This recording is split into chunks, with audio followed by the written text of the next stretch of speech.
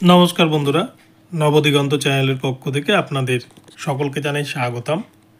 তো বন্ধুরা, আপনাদের সকলকে গুড মর্নিং জানিয়ে আমি আজকে আবারও একটি নতুন ভিডিও আপনাদের জন্য শুরু করতে চলেছি আমার নবদিগন্ত চ্যানেলে। তো আজকে আমি আপনাদেরকে যে ভিডিওটি দিতে চলেছি সেটি হচ্ছে গতকালকে আপনাদেরকে কিন্তু ভিডিও দিয়ে দেখিয়েছিলাম প্রমাণসহ যে শান্তনু সিটের যে ওএমআর মামলা, সেই ওএমআর মামলা ৮ সপ্তাহ পর লিস্টেড থাকলেও বিচারপতি কিন্তু আবারও লিস্টেড করিয়েছিলেন গতকালকে। তো সেক্ষেত্রে মামলা উঠেছিল এবং এই মামলার যে অর্ডার কপি, সেই অর্ডার কপিতে কিন্তু বিস্ফোরক কিছু মন্তব্য করেছেন বিচারপতি রাজাশেখর মান্থা। তিনি বেশ কিছু বিষয় এখানটায় কিন্তু জানতে চেয়েছেন প্রাইমারি বোর্ডের কাছে। তো যার ফলে কিন্তু 2014 টেটের বিপদ কিন্তু আগামীতে আরও বাড়তে চলেছে। তার সম্পূর্ণ ব্যাখ্যা এই অর্ডার কপিতে রয়েছে, আমি আপনাদেরকে অর্ডার কপির সম্পূর্ণ ব্যাখ্যা করে শোনাবো। কিন্তু তার আগে বলে রাখি, যারা প্রথমবার চ্যানেলটি ভিজিট করছেন আপনারা কিন্তু অবশ্যই চ্যানেলটিকে সাবস্ক্রাইব করে দেবেন, কেননা এই ধরনের আপডেট সবার আগে সবার প্রথমে কিন্তু একমাত্র নবদিগন্ত চ্যানেল থেকে পেয়ে যাবেন। তো চলুন বন্ধুরা, তাহলে আমরা এবারে আজকের এই আপডেটটি বিস্তারিত প্রথম থেকে শেষ পর্যন্ত দেখে নিই। তো বন্ধুরা, গতকালকে ওএমআর মামলার এই অর্ডার কপি দেখতেই পাচ্ছেন, যেটা কিন্তু Shantanu Sit versus and others versus the state of West Bengal and others. তো এখানে কিন্তু দেখতেই পাচ্ছেন যে অনেকগুলো ক্যান ফাইল ছিল এখানে। তো এটা গতকালকের court order judgment copy, court number 13। তো এখানে সবার আগে দেখায় একটা বিষয়, যে মামলাটা আবার কবে লিস্টেড হয়েছে, কবে শুনবেন বিচারপতি রাজাশেখর মান্থা। তো দেখুন এখানটায় নিচে 6 নম্বর প্যারাতে যে কথাটি বলেছে, as already directed on 30 April 2024 the matters shall be listed 8 weeks hence, June 24, 2024। Rajasekhar Mantha justice. অর্থাৎ জুন মাসের 24 তারিখে 2024 সালের জুন মাসের 24 তারিখে মামলাটিকে কিন্তু রাখা হয়েছে। তো সেই দিনই এই মামলাটি প্রসঙ্গে বিস্তারিত বা যাবতীয় যা জাজমেন্ট, সেই জাজমেন্ট কিন্তু সেই দিনই করবেন বিচারপতি। তো তার আগে এই মামলায় গতকালকে শুনানিতে বেশ কিছু প্রশ্ন তিনি রেখেছেন প্রাইমারি বোর্ডের কাছে এবং এস বাসু রায়ের কাছে। এস বাসু রায় কোম্পানি যারা কিন্তু ওএমআর মূল্যায়নের দায়িত্বে ছিল, তাদের যে কি ভূমিকা ছিল এই নিয়োগ প্রক্রিয়ার সাথে, যে নিয়োগ প্রক্রিয়াকে নিয়ে বারংবার প্রশ্ন উঠছে 2014 সালের টেটের ওপর নিয়োগ হওয়া, যে নিয়োগ 60,000 শিক্ষকের ভবিষ্যৎ নিয়ে বারবার ট্রেনের হিস্ট্রি বারবার প্রশ্ন উঠছে। তো সেই জায়গাটা কিন্তু বিচারপতি এবারে ক্লিয়ার করতে চান, যার জন্য তিনি এবারে কিন্তু সেই ধরনেরই একটি অর্ডার কপি পাস করেছেন। অর্ডার কপি প্রথমেই যে বিষয়টি এখানে রয়েছে 1 নম্বর কলামে রয়েছে, issues questions that arise from the pleadings filed till date to be addressed by the parties in respect of the TET exam of 2014 results whereof were published on 14 September 2016। অর্থাৎ 2016 সালের 14 সেপ্টেম্বর যে টেট 2014 সালের result published হয়েছিল, সেটা নিয়ে বেশ কিছু প্রশ্ন কিন্তু উঠে আসছে, সেগুলো এখানে বলা হয়েছে। তো সবার আগে জাস্টিস রাজাশেখর মান্থা তিনি যে প্রশ্নটি করেছেন, role of the West Bengal board of primary education WBBP board, অর্থাৎ 2014 প্রাইমারি টেটের যে পরীক্ষা হয়েছিল এবং যে তার উপর ভিত্তি করে যে 3টি নিয়োগ প্রক্রিয়া কিন্তু হয়ে গিয়েছে, যেটা 2016 সালে 42,949 এবং 2020 সালে 16,500 এবং 2022 সালে 9,533 প্যানেলেও কিন্তু বেশ কিছু 2014 টেট পাস ক্যান্ডিডেটরা রয়েছেন। তো তাদের যে নিয়োগ প্রক্রিয়া হয়েছে এবং যে টেট পরীক্ষা নেওয়া হয়েছিল, এখানে প্রাইমারি বোর্ডের অ্যাকচুয়ালি ভূমিকাটা কি সেটাই কিন্তু এখানে জানতে চেয়েছেন বিচারপতি। তো এখানে বেশ কিছু তিনি প্রশ্ন কিন্তু এখানে রেখেছেন। তো মেন যে প্রশ্নগুলো সেগুলো কিন্তু আপনাদের সাথে আমি আলোচনা করব। তো এক্ষেত্রে কিন্তু উনি জানতে চেয়েছেন যে সে সময় যে 2014 টেট পরীক্ষা হয়েছিল কোন নিয়ম বা নির্দেশিকা ছিল, 2001 সালের নিয়ম এখানে প্রযোজ্য হয়েছে কিনা, 2017 সালে একজন প্রার্থী ওএমআর চেয়েছে কিন্তু বোর্ড কেন তাকে ওএমআর দিতে পারেনি, নিয়োগের জন্য কেন কোনো টেন্ডার পাস করেনি প্রাইমারি বোর্ড,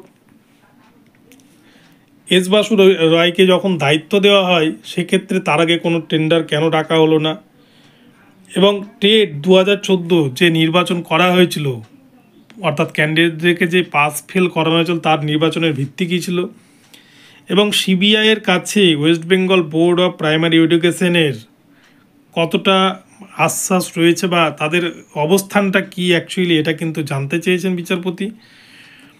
তো এই বিষয়গুলি এখানে জানতে চেয়েছেন, এবং কতগুলি ওএমআর বোর্ড থেকে এস বাসু রায় কোম্পানির কাছে পাঠিয়েছিলেন প্রাইমারি বোর্ড, এটা কিন্তু জানতে চেয়েছেন বিচারপতি রাজাশেখর মান্থা। তো আপনাদেরকে পুরোটা আমি লাইন ধরে ধরে ব্যাখ্যা করতে পারছি না, নইলে কিন্তু ভিডিওটা অনেক বড় হয়ে যাবে, 25-30 মিনিটের ভিডিও হয়ে যাবে, অথবা ভিডিও দেখতে কারোরই ভালো লাগবে না। তো এখান থেকে মেন যে পয়েন্টগুলো সেগুলোরই কিন্তু আমি আপনাদেরকে ব্যাখ্যা করছি। এবং এখানে আরও একটি বিষয় বলছে যে মানিক ভট্টাচার্য যখন চেয়ারম্যান ছিলেন তখন তিনি Gautam Mukherjee, Parthasen partners of S Basu and co and there appears to be active participation of late Ashok Kumar Majhi, Kaushik Majhi, Amarnath Majhi employees and one Rahul Kesari of RKGV enterprises engaged by S Basu and company to destroy the original OMR sheet. অর্থাৎ original OMR sheet যে নষ্ট করা হয়েছিল সেক্ষেত্রে কিন্তু Manik Bhattacharya chairman থাকাকালীন তার সাথে সাথে গৌতম মুখার্জি এবং পার্থ সেন, যারা কিন্তু এস বাসু রায় কোম্পানির পার্টনার ছিলেন, এবং মৃত অশোক কুমার মাঝি, কৌশিক মাঝি, অমরনাথ মাঝি, এরা সকলেই কিন্তু এর সাথে জড়িত ছিলেন, যারা অরিজিনাল ওএমআর সিটগুলোকে কিন্তু ডেস্ট্রয় করে ফেলেছিল। তো বিচারপতি এই বিষয়গুলো প্রশ্ন রেখেছেন। এবার 2 নম্বরে যে প্রশ্নটি রেখেছেন সেটি হচ্ছে role of S Basu and company, অর্থাৎ এস বাসু রায় কোম্পানির ভূমিকাটা কী ছিল 2014 যে টেট পরীক্ষা হয়েছিল সেক্ষেত্রে, এবং ওএমআর নির্বাচনের ক্ষেত্রে, এবং যে রিক্রুটমেন্ট হয়েছিল 42,949, সেক্ষেত্রেও কিন্তু অনেক অনিয়ম বেনিয়মের অভিযোগ উঠেছিল। তো সেক্ষেত্রে এস বাসু রায় কোম্পানির ভূমিকা কী ছিল সেটা কিন্তু জানতে চাইছেন বিচারপতি রাজাশেখর মান্থা। তো এখানে প্রথমেই বলা হয়েছে যে প্রার্থীদের তালিকা, অর্থাৎ নির্বাচিত প্রার্থীদের তালিকা এস বাসু রায় কোম্পানির একজন পার্টনার বা অংশীদার গৌতম ভট্টাচার্য, তিনি পর্ষদের চেয়ারম্যান মানিক ভট্টাচার্যর পার্সোনাল ইমেল আইডিতে কেন তিনি প্রার্থীদের লিস্ট পাঠিয়েছিলেন নামের, সেটা কিন্তু উচিত ছিল যে ওয়েস্ট বেঙ্গল প্রাইমারি বোর্ডের যে অফিসিয়াল ইমেল আইডি রয়েছে সেখানে করা, কিন্তু সেখানে না করে তাকে পার্সোনাল পাঠানো হয়েছিল। এখানেই কিন্তু বিচারপতি রাজাশেখর মান্থা এই বিষয়টি বড় একটি প্রশ্ন রেখেছেন যে মানিক ভট্টাচার্যের পার্সোনাল কেন ইমেল আইডিতে সেই নামের তালিকা পাঠানো হলো প্রার্থীদের। তো এটা জানতে চেয়েছেন বিচারপতি। এবং এছাড়াও বিচারপতি আরও জানতে চেয়েছেন যে এস বাসু রায় কোম্পানি যখন ওএমআর প্রস্তুত করেন, যখন ওএমআরকে নির্বাচন করেন, তখন সেক্ষেত্রে সঠিক যে পদ্ধতি সেই সব পদ্ধতি অবলম্বন করেছেন কিনা, তো এবং ওএমআর কপির অরিজিনাল যে ফুটপ্রিন্ট বা মিরর ইমেজ সেটা রাখা হলো না কেন সংরক্ষণ করে, সেটাও কিন্তু জানতে চেয়েছেন বিচারপতি। এবং কতগুলো OMR sheet West Bengal board primary এডুকেশনের দপ্তর থেকে এস বাসু রায় কোম্পানির দপ্তরে পাঠানো হয়েছিল এবং সেখান থেকে কতগুলোকে রিটার্ন নিয়ে আসা হয়েছে, এ সমস্ত কিছু কিন্তু তিনি জানতে চেয়েছেন। এবং 3 নম্বর যে প্রশ্নটি রয়েছে যে নিয়ে এত ঘোটালা, সেটা কিন্তু হচ্ছে দি অরিজিনাল ওএমআর সিট, অর্থাৎ অরিজিনাল যে ওএমআর সিট, এই ওএমআর সিট ডেস্ট্রয় বিষয়ে কিন্তু বিচারপতি জানতে চেয়েছেন। তো এখানে 3 নম্বর যে পয়েন্টটি রয়েছে, in terms of the CBI report about 8,000 OMR sheets were supplied by S Basu to the board, অর্থাৎ এস বাসু রায় কোম্পানির পক্ষ থেকে কিন্তু বোর্ডে 8,000 ওএমআর সিট পাঠানো হয়েছিল, এটা সিবিআই রিপোর্ট অনুযায়ী। সেক্ষেত্রে 12.5 লক্ষ ওএমআর সিট কী করে স্ক্যান করা হয় না, এটা কি সম্ভব, এরকম কিন্তু প্রশ্ন বিচারপতি রেখেছেন। এবং 4 নম্বর যে পয়েন্টটি রয়েছে সেটি হচ্ছে দি এলিজিবল ভার্সেস ইনএলিজিবল ক্যান্ডিডেট, অর্থাৎ যোগ্য প্রার্থী এবং অযোগ্য প্রার্থীকে কীভাবে নির্বাচন করেছে এস বাসু রায় কোম্পানি এবং প্রাইমারি বোর্ড, এই বিষয়টিও কিন্তু জানতে চেয়েছেন বিচারপতি রাজাশেখর মান্থা। এবং তার সাথে সাথে তিনি কিন্তু এখানে সিবিআইয়ের যে ভূমিকা, সিবিআইয়ের যে রিপোর্ট, সেই রিপোর্টের সাথে প্রাইমারি বোর্ডের কতটা মিল রয়েছে তিনি সবটাই কিন্তু জানতে চেয়েছেন। তো সেক্ষেত্রে এই মামলায় আগামীতে কিন্তু হয়তো একটা ভয়ঙ্কর কিছু হতে পারে, যা কেননা গতকালকে কিন্তু বেশ কিছু ফাইল এর সাথে অ্যাড হয়েছে গতকালকের শুনানিতে, এবং গতকাল বিচারপতি অর্ডার কপিতে যে সমস্ত বিষয় লিখেছেন এবং সেখানে কিন্তু সিবিআইয়ের যে সমস্ত রিপোর্ট, সেই সমস্ত রিপোর্টেরও কিন্তু বেশ কিছু উল্লেখ রয়েছে। তো এই বিষয়গুলি নিয়ে আগামী কিন্তু 24শে জুন 2024 অর্থাৎ সামার ভ্যাকেশনের পর এই মামলার চূড়ান্ত শুনানি হতে চলেছে।